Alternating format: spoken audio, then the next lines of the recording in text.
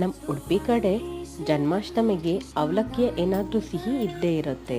ಶ್ರೀಕೃಷ್ಣಂಗೆ ಪ್ರಿಯ ಆಹಾರ ಅಂತ ಹೇಳಿ ಅದೇ ಭಕ್ತಿಯಿಂದ ನಾನಿವತ್ತು ಅವಲಕ್ಕಿ ಬರ್ಫಿ ಮಾಡ್ಕೋತಾ ಇದ್ದೀನಿ.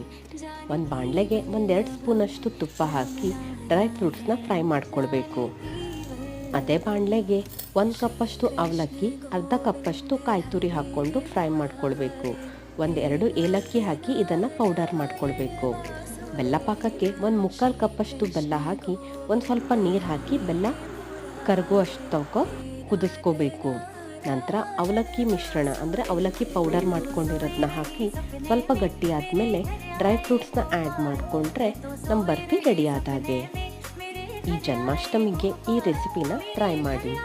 ಇದು ಕೇವಲ ಒಂದು ರೆಸಿಪಿ ಅಲ್ಲ, ಪ್ರೀತಿಯ ಕಾಣಿಕೆ. ಪ್ರತಿ ತುತ್ತಲ್ಲೂ ಶ್ರೀಕೃಷ್ಣನ ಆಶೀರ್ವಾದದಂತೆ ಭಾಸವಾಗುತ್ತೆ.